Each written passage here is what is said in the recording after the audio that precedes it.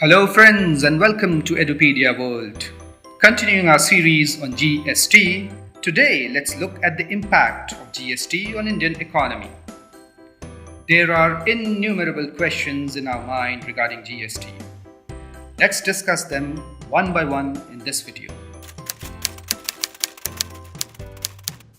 Well, GST replaces 17 indirect taxes, so compliance cost will definitely fall. This new tax regime provides a single window system of all the indirect taxes, making compliance easy. But on the contrary, when we come to its practical implication, things are not that easy. Most businesses these days use accounting software or ERP for filing their return, which have VAT, excise duty, and service tax already incorporated in them. Changing to GST system will require businesses to change their ERPs, either by upgrading the software or by purchasing new GST compliant software. There would further be some cost involved in either hiring or training employees on how to use them.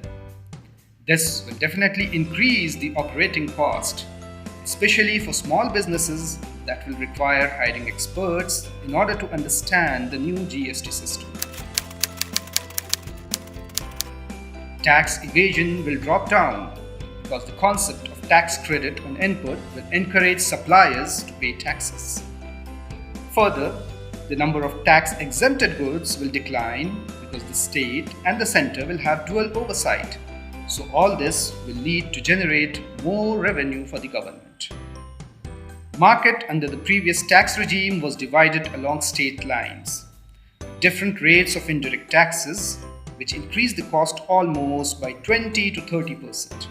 But now, with just one rate, all goods and services will have one price for the whole of India, thus resulting in a common market. Checks at state borders resulted in slow movement of trucks. In India, they traveled just 280 kilometers in a day as compared to 800 kilometers per day in the United States. With no checks at the state border, we expect that GST will affect this in a positive way. As of now, we are not in a position to estimate how much of improvement can be brought about. But we can say with certainty that there would be a significant increase. Earlier, for many capital goods, input tax credit was not available. But under the GST system, full input tax credit will mean a 12 to 14% drop in the cost of capital goods.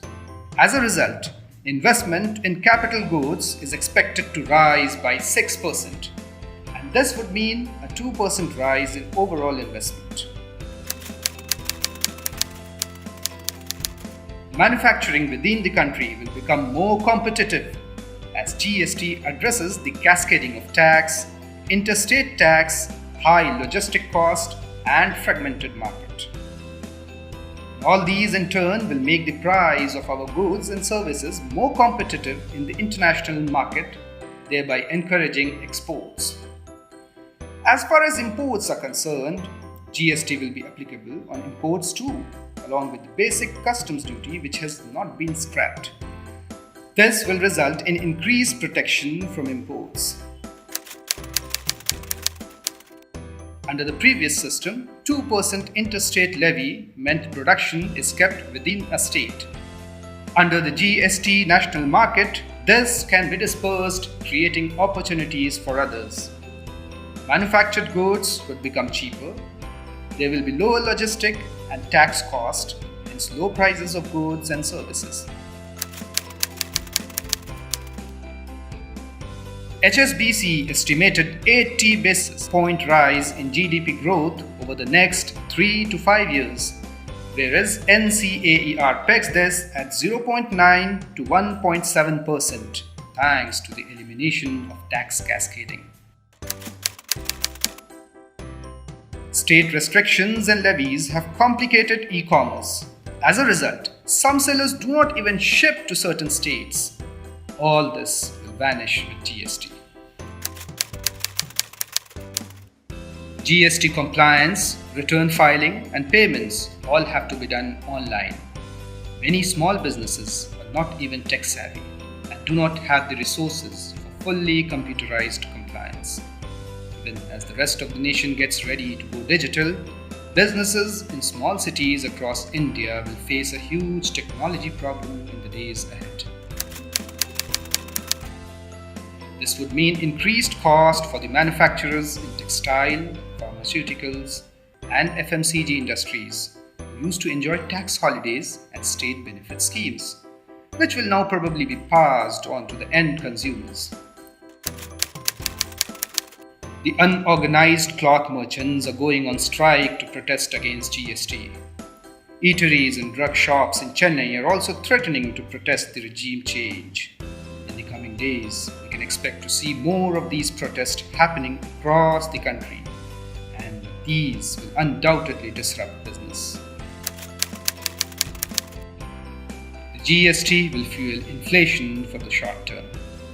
Many of the goods and services that were exempted earlier are being taxed under the GST regime, hence pushing up the prices. For instance, preserved vegetables, incense stick, branded paneer and cereals, etc. Another problem that many experts feel is not including liquor and petroleum under GST's ambit. Though these are some of the major revenue sources for the government, and experts feel this is being done due to a few crony capitalists who need some time to funnel away their black money as the GST promises to widen the tax-paying population. Change is definitely never easy. The government is trying to smoothen the road to GST. Once GST is implemented, most of the current challenges of this move will be a story of the past. India will become a single market where goods can move freely, and for businesses, there will be lesser compliance to deal with. We hope that in times to come, the benefits of GST will definitely outweigh the disadvantages. Friends, do let us know what are your thoughts on advantages and disadvantages of this system. Thanks for watching this video. Stay tuned for the next session.